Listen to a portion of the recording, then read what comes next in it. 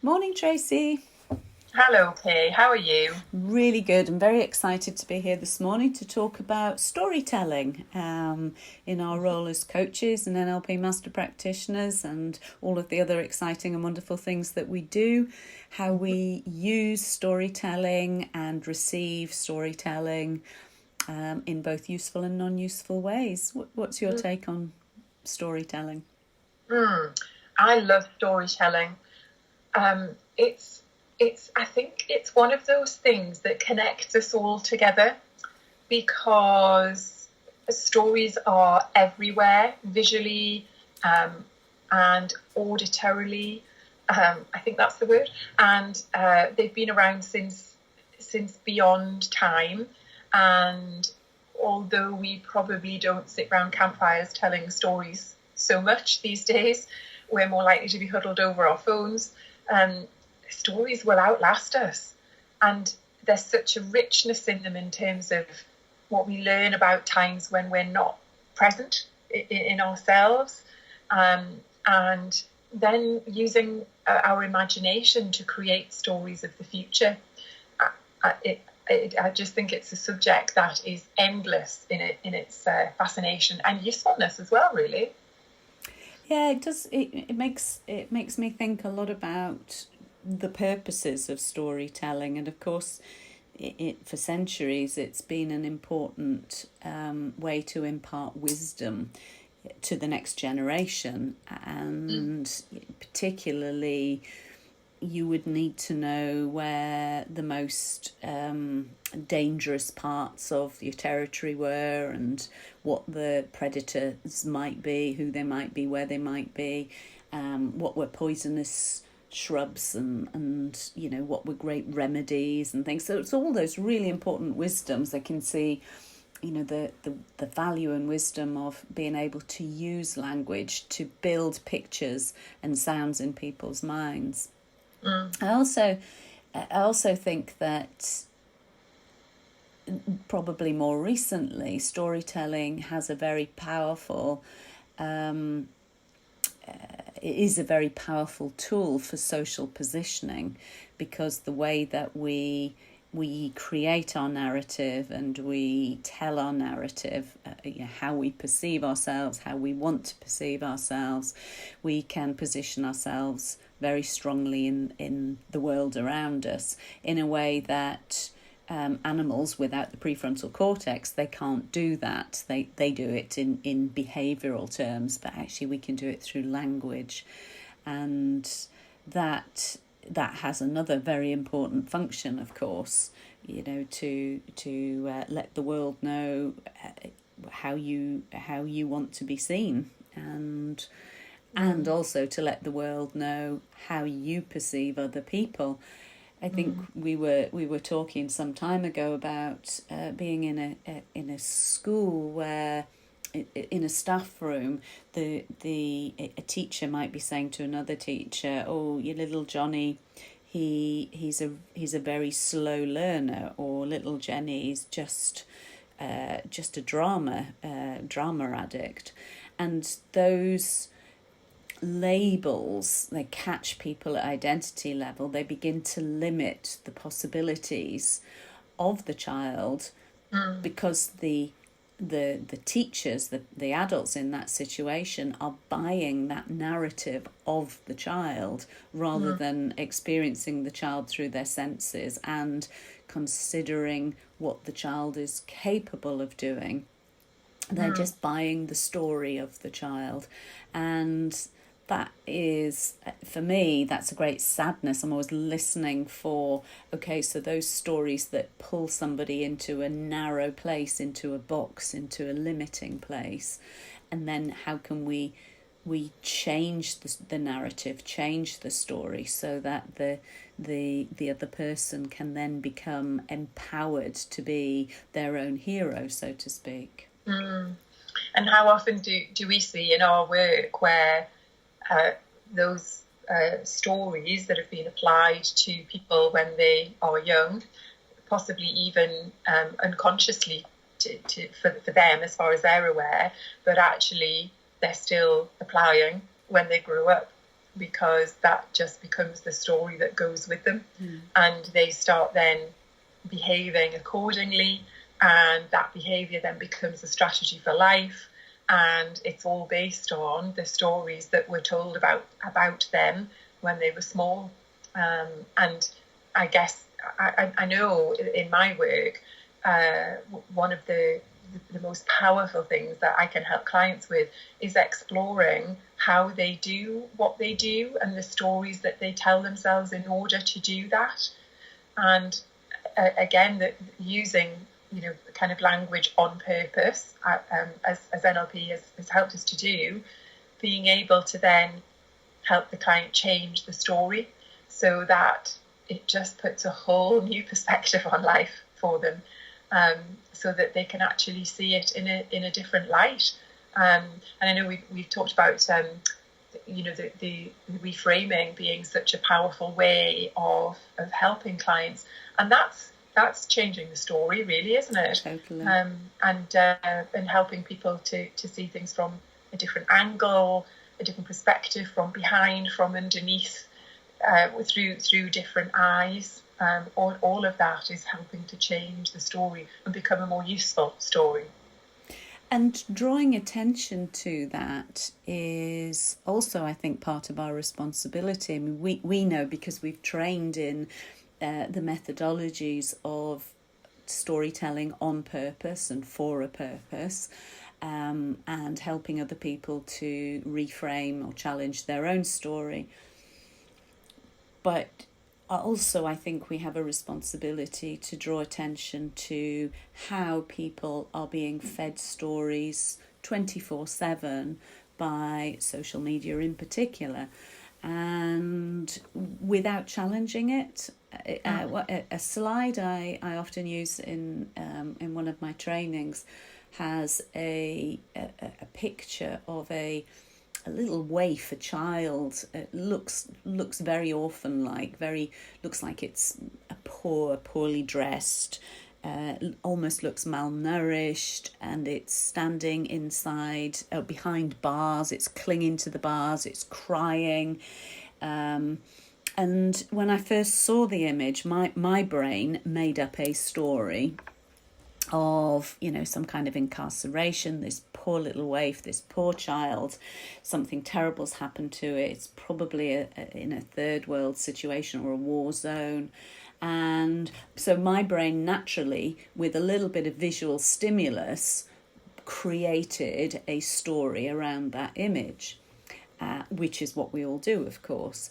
But actually, the bigger picture, when you zoom out from that cut and paste, is a group of people, a couple of families, very educated, very middle class, or apparently very affluent.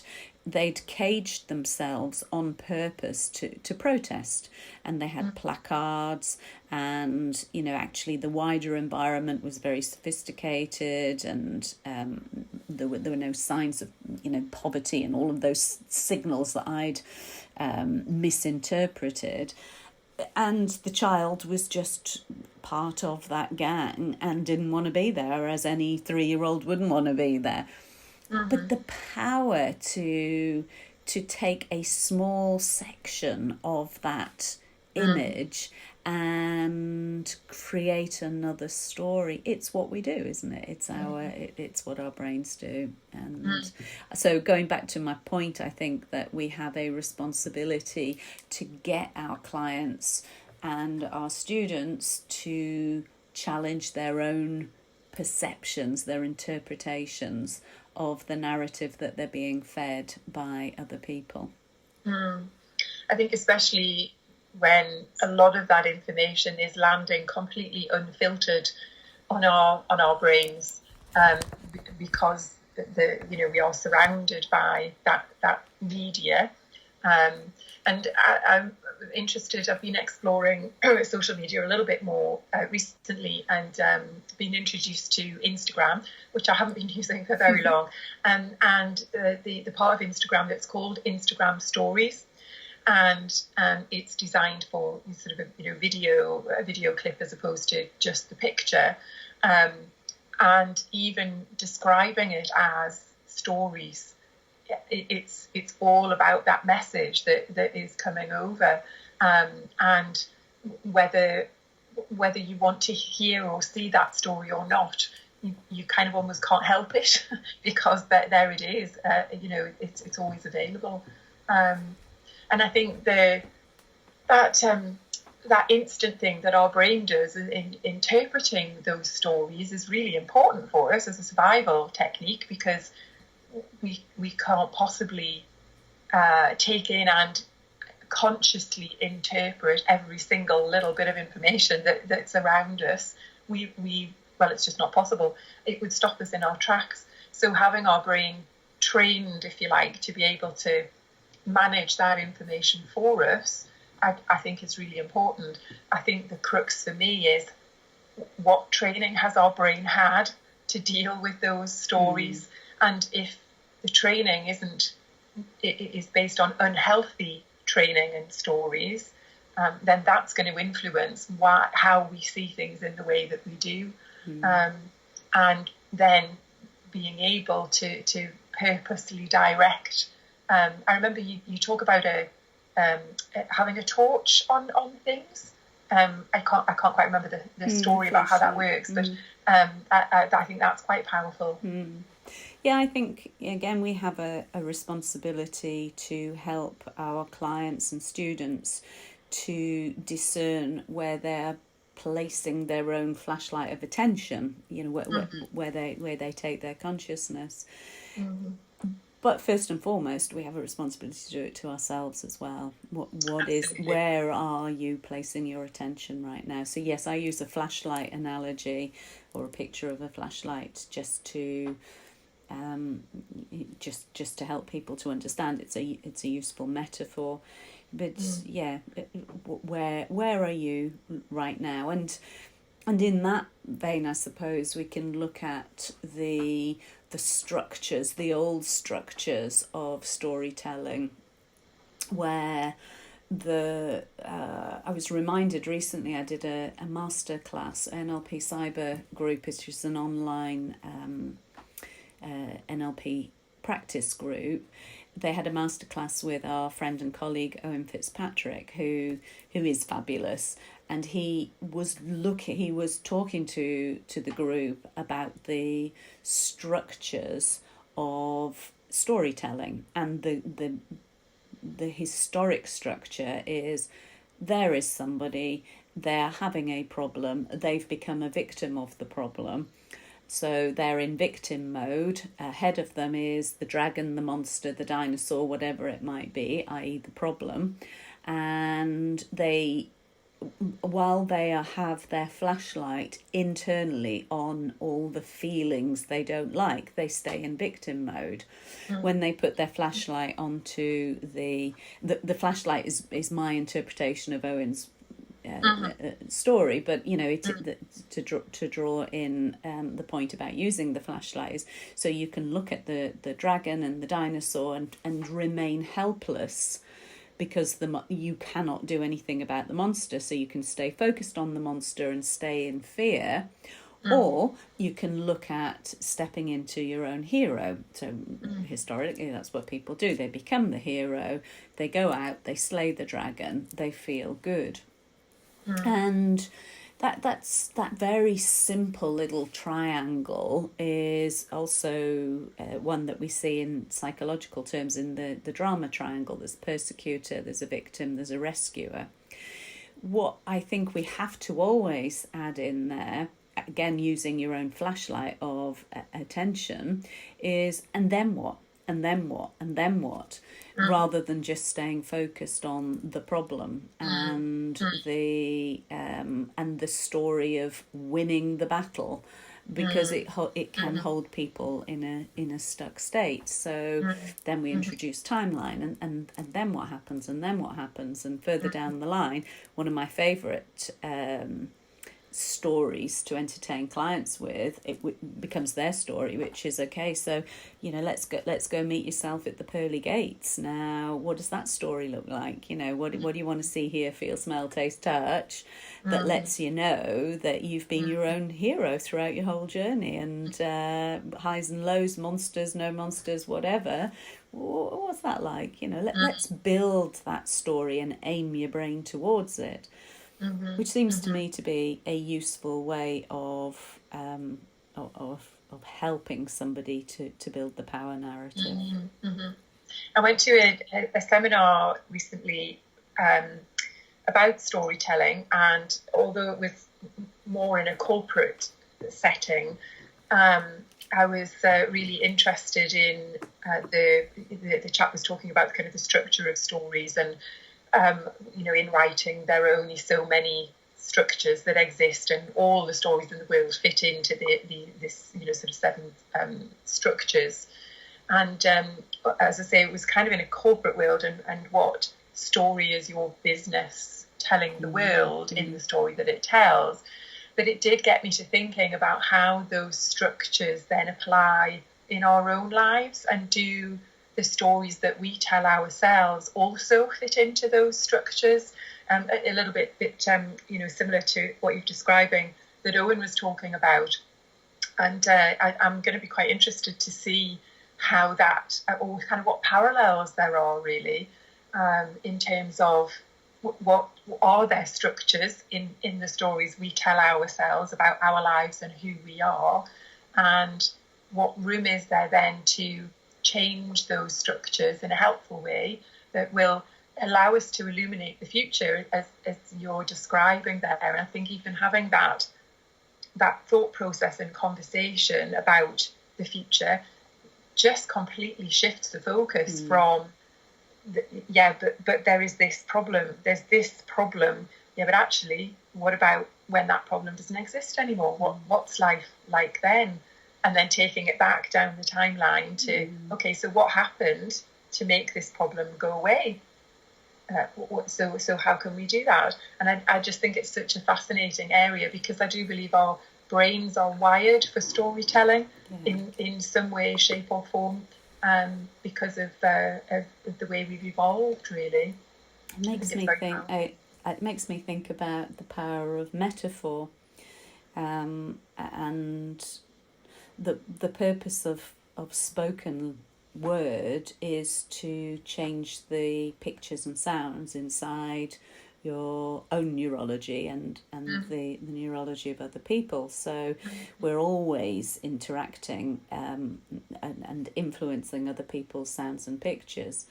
And metaphor does that so easily, so powerfully, and it's just a couple of examples. I was talking to somebody the other day who'd had a really tough time and was just able to say, well, now you've become your own hero. I'm wondering what your future's going to be, look like for you, and left it. So that's a kind of a little metaphor of own hero. And again, I was talking to a senior manager in a coaching session about some situation, and I asked the question, so do you always look at the mountain in front of you, or do you look to the valleys beyond? And again, you just get that right, okay, that is, and a third example that's just off the top of my head is working with a client who felt that she offered her own metaphor, which of course is always wonderful, because then we can work with what the words that they're using. So her metaphor was, I'm slipping down a well. The sides are all black and tarry and slippery. I can't get my way out. It's really slippery. So, of course, as she was speaking those words, I was imagining through my interpretation filters, I was making my own pictures, and my brain went to, well, I wonder what's at the bottom of the well. So I asked her, what's at the bottom of the well? Oh, I can't see the bottom of the well. It's just the sides are so slippery. And I asked her, oh, well, I wonder what would happen if there was a trampoline at the bottom of the well. And instantly, she was no longer in the well. Now, that may not have worked as a way out of the well for another person, Yeah. but it's just such a clean and easy way to help people by helping them with the pictures that they're already making. And so yeah, I love metaphor. It's one of my favorite aspects of working with other people. Yes, I think one that I hear quite a lot from clients for some reason is about walls being in front of them, stopping their progress, and just exploring with them. So what happens if you could push a brick out of the wall, and what's through the other side? And as you say, instantly there's a, oh, well, actually, yes, I can see through it. I can see the possibilities. So the wall is no longer insurmountable. Changing its texture. What if the wall was made out of a cloud that actually you could walk through? Or what if it was made out of chocolate and you could eat it? And and some of those will land, and some of them will not, and some of them will be helpful, and some of them will not. But I think just helping to just shift that perspective, as you say, within their own metaphor, it lights up so many light bulbs for people, which is just fabulous, because it's those light bulbs that then help them to change their own stories. Yeah.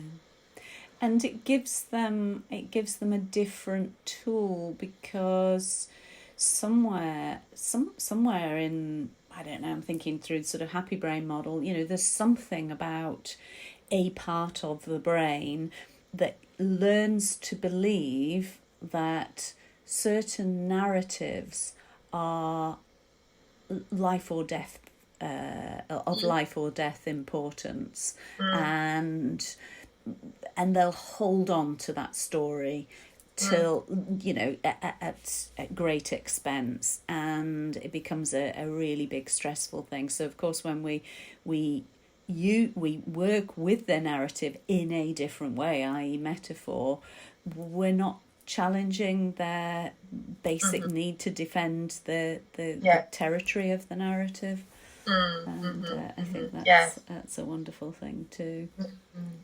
Yes, because even if the narrative and the strategy are not helpful, they're still very safe quite often, because it's what we know, it's what we've always done, and letting go of that can sometimes be a bit scary. But if we have if we can go to a different narrative that feels okay, then that's quite often how the journey progresses, really. One of the great things about working creatively with people and children is having them draw a representation, to take them out of the language. And so you tell me that you are always afraid of a spider, always. Okay, so that's the narrative. Of course, with spider phobias, we can change them very quickly with fast phobia cures and things like that. But that's just my example of, okay, so your narrative is, I always have been, I always will be, that's it, that's set in stone.